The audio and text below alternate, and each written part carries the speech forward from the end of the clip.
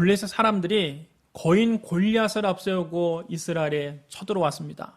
그때 사울 왕과 이스라엘 군인들은 골리앗이 두려워서 싸울 엄두조차 내지 못했습니다. 그때 다윗이 자기 목숨을 걸고 나가서 골리앗과 싸워 이겼습니다. 다윗은 일약 나라를 구한 영웅이 됐습니다.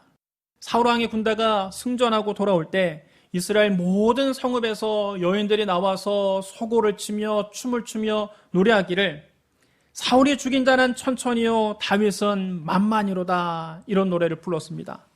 이 노래가 사울 왕을 불쾌하게 했습니다. 사울 왕이 자기 부하들에게 말했습니다. 다윗에게는 만만을 돌리고 내게는 천천만 돌리니 그가 더 얻을 것이 이 나라 말고 무엇이겠느냐. 그때부터 사울이 다윗을 시기하고 질투하기 시작했습니다. 미움과 시기와 질투는 악령을 불러들입니다. 바로 그 다음날 악령이 사울 왕에게 강하게 내리자 그는 마치 미친 사람처럼 소리를 고래고래 지르고 떠들어대기 시작했습니다. 다윗이 평소와 같이 그를 진정시키려고 그의 옆에서 수금을 연주했습니다. 사울이 자기 곁에 있는 창을 만지작거리더니 내가 저놈을 벽에 박아버려야 되겠다 중얼거리다가 갑자기 창을 다윗에게 던졌습니다. 다윗이 그 창을 2번이나 피했습니다. 하나님께서 사울을 떠나서 다윗과 함께 하심으로 사울은 다윗을 두려워했습니다. 사울이 왕이고 다윗은 사울의 부하였지만 왕이 자기 부하를 두려워하게 된 것입니다. 사울은 다윗을 천부장으로 강등시켜서 자기 곁을 떠나게 했습니다. 다윗이 전방에 나가서 군대를 이끌고 출전하면 하나님께서 그와 함께 하셨기 때문에 그는 어디를 가든지 승리했습니다. 다윗이 계속 승리를 거두자 사울은 다윗이 더 두려워졌습니다. 다윗이 전쟁터에 나가서 죽었으면 좋겠는데 자꾸만 살아서 돌아오는 겁니다. 그것도 자꾸 큰 공을 세우고 돌아오는 겁니다.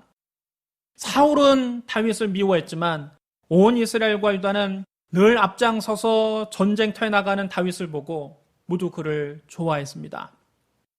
사울은 이제 안 되겠다 싶어서 진짜 다윗을 죽이려고 했습니다. 사울이 다윗의 집에 부하들을 보내서 그를 지키고 있다가 아침에 그를 죽이라고 지시했습니다. 그런데 이것을 눈치챈 다윗 아내 미갈이 다윗에게 알려주었습니다. 당신이 오늘 밤에 피하지 않는다면 내일은 죽게 될 겁니다. 그러면서 미갈이 창문으로 다윗을 내려보내 멀리 도망가게 했습니다. 다윗은 자기를 죽이려고 하는 사울 왕을 피해서 부하 몇 명과 함께 하나님의 성막이 있는 노브로 도망쳤습니다. 그들은 며칠 동안 먹지도 못하고 기진맥진한 상태에서 노브 땅에 이르렀습니다. 다윗이 그의 부하들을 성막 밖에 숨어있게 하고 자기 혼자 제사장 아히멜렉을 찾아갔습니다. 아히멜렉이 누추한 몰골을 하고 온 다윗을 보고 떨면서 나왔습니다. 다윗은 왕의 사위입니다. 또 군대의 장군 출신입니다. 그가 전에 성막에 찾아올 때는 항상 말끔하게 차려입고 머리에 기름을 바르고 수행원들을 대동하고 왔습니다. 그런데 지금은 거짓골을 하고 나타났습니다. 며칠 동안 먹지도 못해서 눈은 퀭하고 물도 못 마셨는지 입술은 바짝 마르고 옷은 땀에 절어서 냄새가 났습니다. 무엇보다 다윗의 눈빛이 불안했습니다. 한눈에 보기에도 누군가에게 쫓기는 사람처럼 보였습니다. 아히멜렉이 조심스럽게 다윗에게 물었습니다. 아니, 동행자도 없이 어떻게 혼자 오셨습니까? 다윗은 뜨끔했지만 짐짓 태어난 척하며 둘러댔습니다. 전하께서 제게 특명을 내리셨습니다.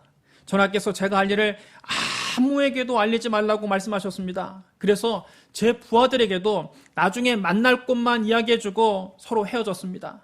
그런데 제사장님, 여기 먹을 것이 좀 있습니까? 떡 5덩이만 있으면 제게 좀 주십시오. 그게 안 된다면 뭐라도 좀 먹을 것을 주십시오.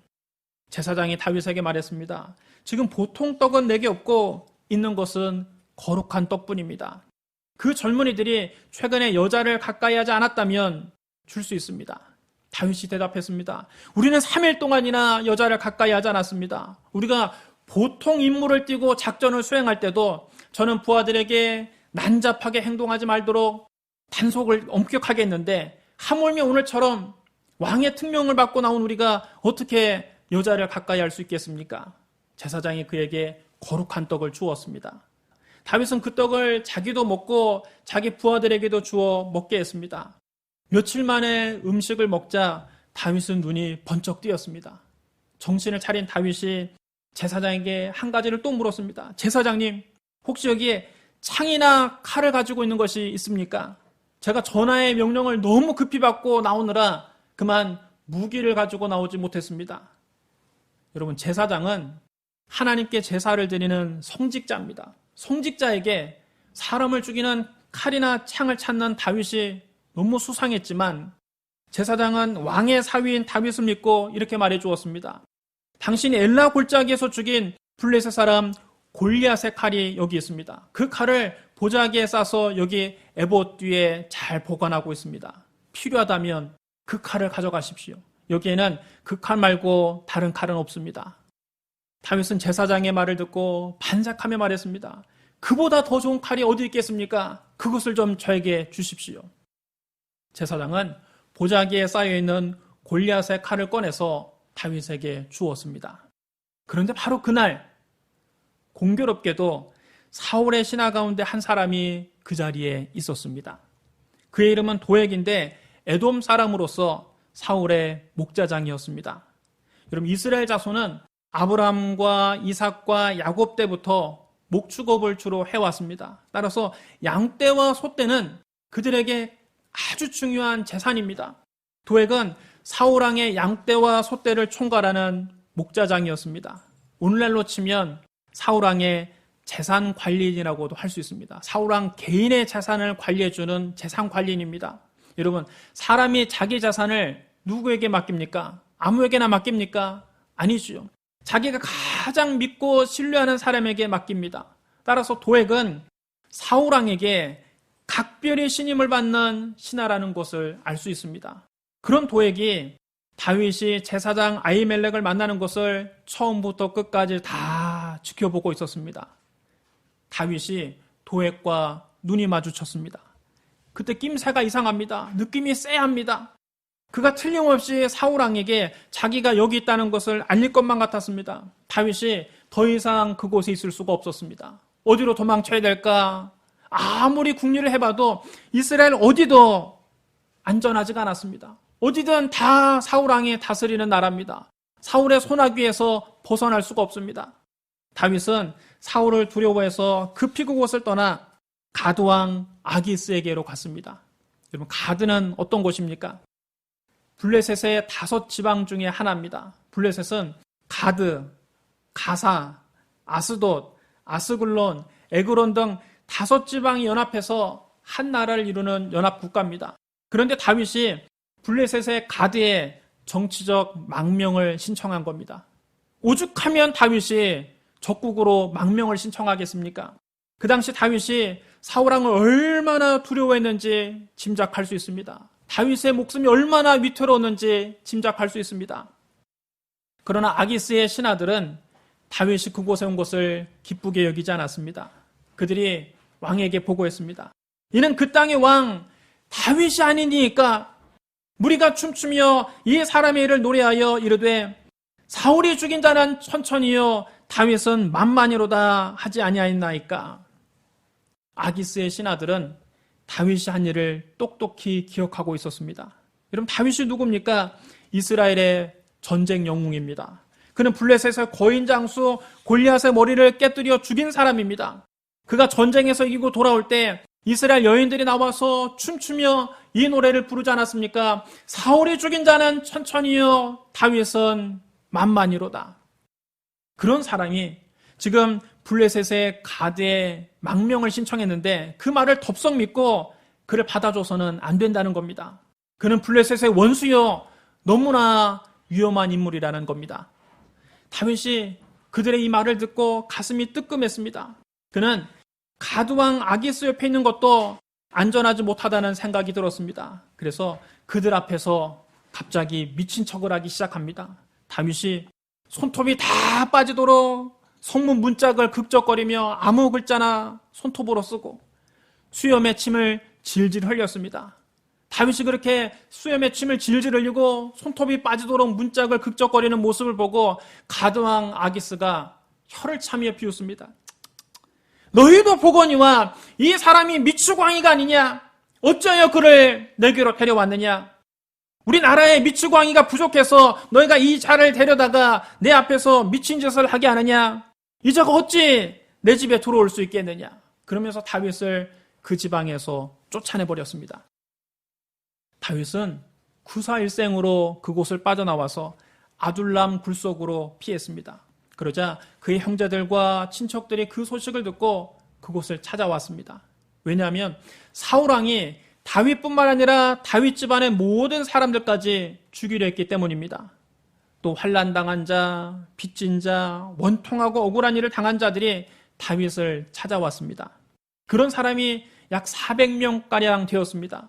다윗은 졸지에 불황자들의 우두머리가 되었습니다. 자기가 원해서 된 것이 아니라 환난당한 사람, 빚진 사람, 억울하고 원통한 일을 당한 사람, 어디 갈 데 없는 사람들이 다윗을 찾아온 겁니다. 그들이 다윗을 따랐습니다. 다윗을 따르는 유랑민은 금방 600명으로 불어났습니다.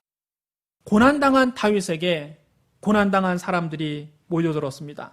그들 중에는 많이 배운 사람이 없었습니다. 능력이 출중한 사람은 없었습니다. 권력 있는 사람은 없었습니다. 가문이 좋은 사람도 없었습니다. 그들은 모두 다 어려움 당한 사람들입니다.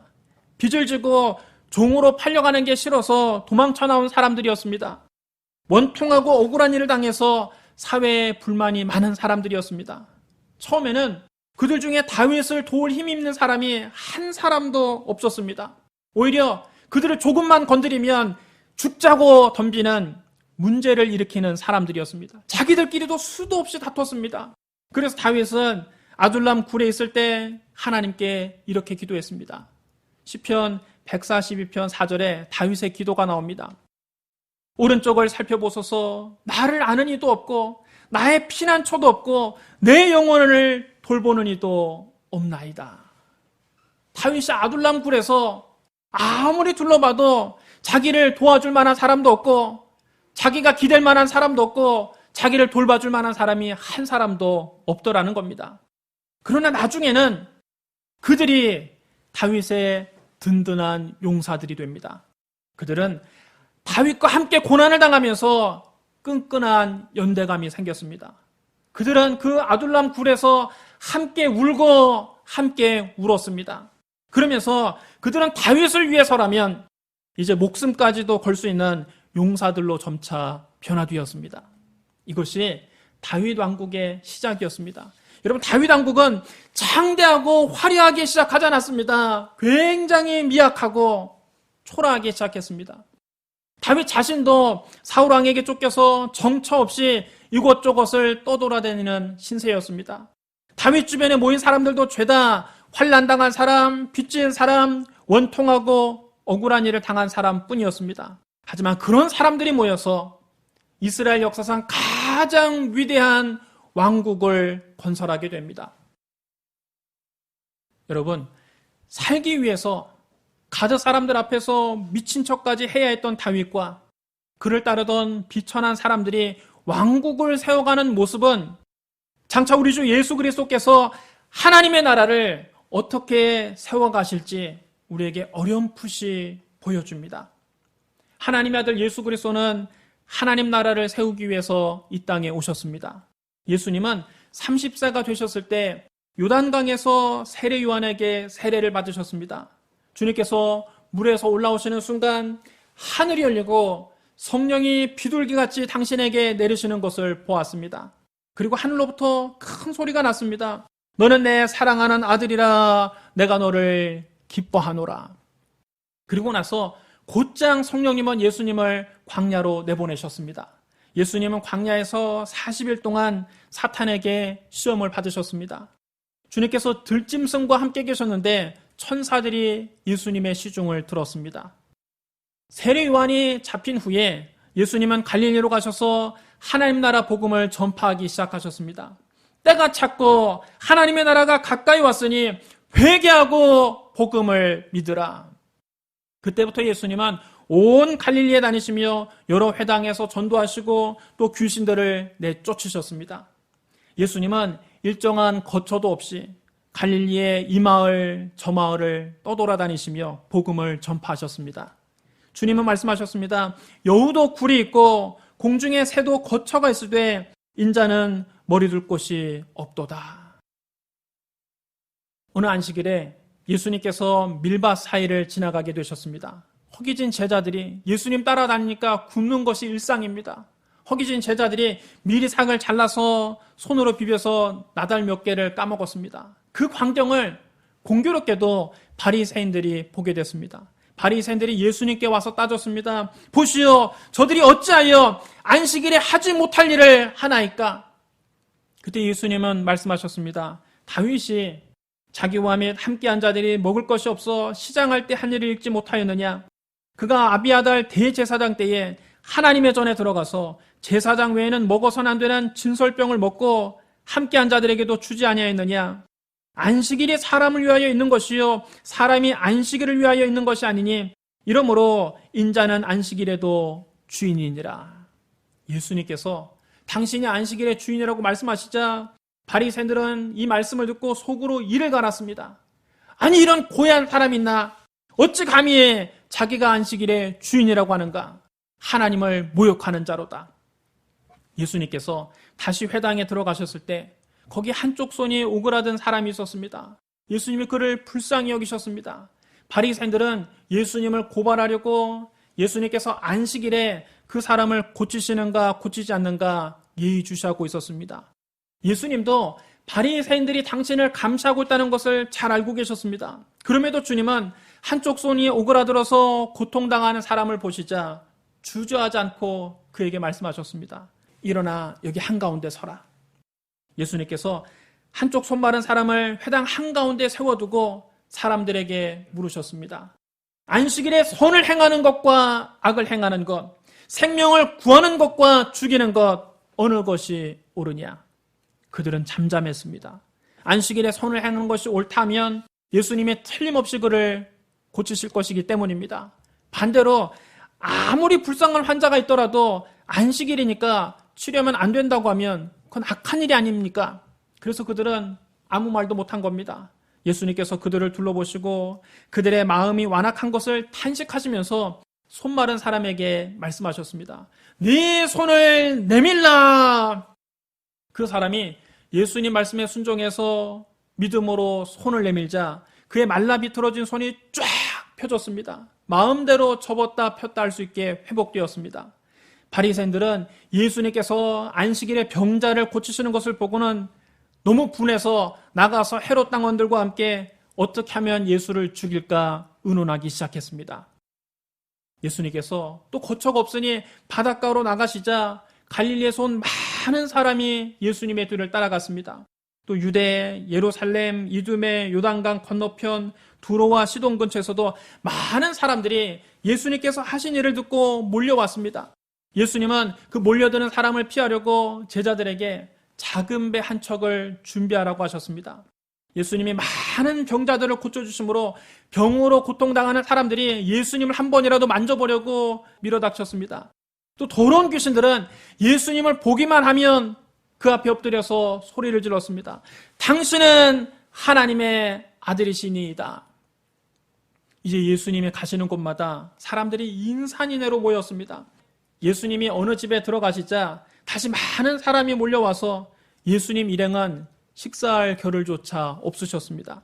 예수님을 따르는 사람이 점점 많아지자 위기감을 느낀 당시의 유대 종교 지도자들은 근거 없는 유언비어를 퍼뜨렸습니다. 그가 바알세불이 짚혔다. 귀신의 왕 바알세불의 힘을 힘입어서 귀신들을 쫓아낸다. 예수님의 가족들은 그가 미쳤다는 소문을 듣고 예수님을 찾으러 오기도 했습니다. 이렇게 예수님은 미쳤다는 그런 헛소문에 시달리기도 하셨습니다. 한편 예수님은 갈릴리에서 12명의 보잘것없는 젊은이들을 제자로 모아서 사역을 시작하셨습니다. 베드로와 안드레, 야고보와 요한, 빌립은 어부 출신이었습니다. 그들은 생선 비린내가 몸에 밴 사람들입니다. 그들은 초등교육조차 받지 못한 가장 미천한 신분에 속한 사람들입니다. 가장 가난한 사람들입니다. 그 당시 어부라는 것이 배를 타고 바닷가에 나가서 그날 벌어서 그날 먹고 사는 노동자들이었습니다. 경제적으로 그들은 사회 하층민이었습니다. 예수님의 제자 가운데 마태만 유일하게 중산층에 속한 세리였습니다. 세리는 경제적으로는 조금 여유가 있었지만 당시에 평판이 아주 나쁜 직업이었습니다. 그 당시 유대인들은 세리를 유대 백성들의 고열을 짜내서 로마 황제에게 갖다 바치는 매국노라고 생각했습니다. 또 가난한 서민들의 주머니를 털어서 자기 주머니를 채우는 아주 악독한 죄인이라고 여겼습니다. 그래서 유대인들은 세리를 굉장히 미워하고 세리와는 아예 말도 섞으려 하지 않았습니다. 따라서 마태는 경제적으로는 조금 여유가 있었는지 몰라도 사실은 굉장히 외로운 사람이었습니다. 사람들에게 버림받은 소외된 사람이었습니다. 또 예수님의 제자 가운데 셀롯이라는 시몬은 본래 폭력이나 죽음도 불사하던 열심당원이었습니다. 오늘날로 말하면 자살, 폭탄, 테러라도 할 수 있는 그런 사람이었습니다. 그는 누구보다 사회에 불만이 많은 사람이었습니다. 이처럼 예수님의 제자들은 한결같이 못 배우고 한결같이 힘이 없고 한결같이 사회에서 소외된 사람들이었습니다. 처음에는 아무도 이 모임을 주목하지 않았습니다. 그러나 예수님은 그렇게 못 배우고 힘없고 소외된 젊은이들과 함께 하나님 나라를 세워가실 것을 꿈꾸셨습니다. 2000년의 세월이 지나고 오늘날 뒤돌아보면 주님이 꿈꾸신 대로 되었습니다. 예수님이 갈릴리 시골 마을에서 12명의 제자로 시작하신 하나님 나라 사역은 오늘날 전 세계에 걸쳐 22억 명의 크리스천을 만들어냈습니다. 전 세계 인구의 3분의 1을 차지하는 어마어마하게 큰 나무가 되었습니다. 그뿐만이 아닙니다. 예수님의 천국복음은 세계의 역사와 문화를 바꾸어 버렸습니다. 복음에 들어간 나라마다 그 나라의 문화가 기독교 문화로 바뀌었습니다. 유럽과 미국의 문화는 기독교와 교회를 빼고는 얘기할 수가 없습니다. 기독교의 큰 나무 그늘 아래 유럽과 미국이 있는 겁니다. 예수의 공동체가 전 세계의 역사와 문화를 바꿀 정도로 어마어마하게 큰 나무가 되었습니다. 교회는 본래 못 배운 사람들이 모이는 곳입니다. 힘없는 약한 사람들이 모이는 곳입니다. 신분이 천한 사람들이 모인 곳입니다. 그러나 주님은 그런 사람들과 함께 하나님 나라를 이루어 가십니다. 사도 바울은 말했습니다. 형제들아 너희의 부르심을 보라. 육체를 따라 지혜로운 자가 많지 아니하며 능한 자가 많지 아니하며 문벌 좋은 자가 많지 아니하도다.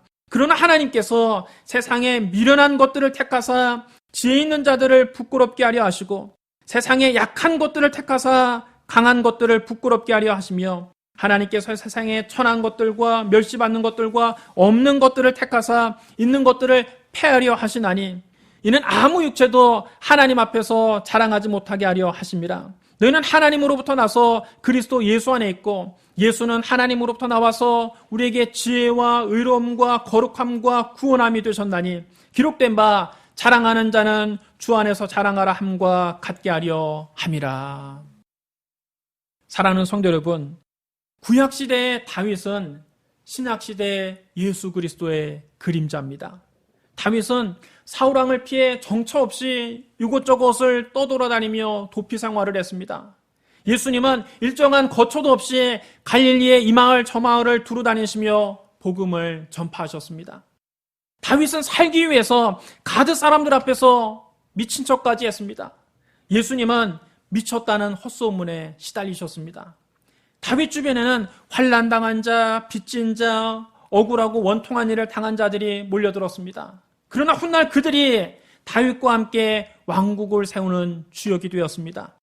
예수님은 갈릴리에서 12명의 보잘것없는 젊은이들을 제자로 모아 하나님 나라 사역을 시작하셨습니다. 그리고 주님은 지금 여기에 아무것도 내세울 것 없는 우리를 택하셨습니다. 주님은 여러분과 함께 하나님 나라를 세워가기를 원하십니다. 다윗을 따르는 사람들은 다윗을 위해서라면 목숨도 걸 수 있는 용사들이 되었습니다. 저와 여러분도 우리를 구원하기 위해서 십자가에서 죽으시고 부활하신 예수 그리스도를 위해서라면 목숨까지도 바치고 복음을 전하는 그리스도의 사람들이 다 되시기를 주님의 이름으로 축원합니다. 네, 기도하겠습니다. 사랑과 은혜가 풍성하신 하나님 아버지, 2000년 전 예수님이 이 세상에 오셔서 가장 힘이 없는 사람들, 가장 가난한 사람들, 가장 못 배운 사람들, 가장 연약한 사람들을 모아서 하나님 나라를 시작하셨습니다. 하나님, 아무것도 내세울 수가 없는 우리를 주님의 동역자로 세우시고 우리와 함께 하나님 나라를 이루어 가시니 주님 감사합니다. 예수님 우리를 위해서 십자가에서 몸을 찢고 피를 흘려 당신의 목숨까지 아낌없이 내어주셨습니다. 부활하신 예수 그리스도를 위해 구주로 모셔드립니다. 예수님을 모시고 아버지 복음을 목숨 걸고 전하는 우리가 되게 하여 주시옵소서. 하나님 나라를 날마다 확장시켜 나가는 우리 모든 아가페 성도들 되게 하여 주시옵소서. 예수님 이름으로 감사하며 기도드리옵나이다. 아멘.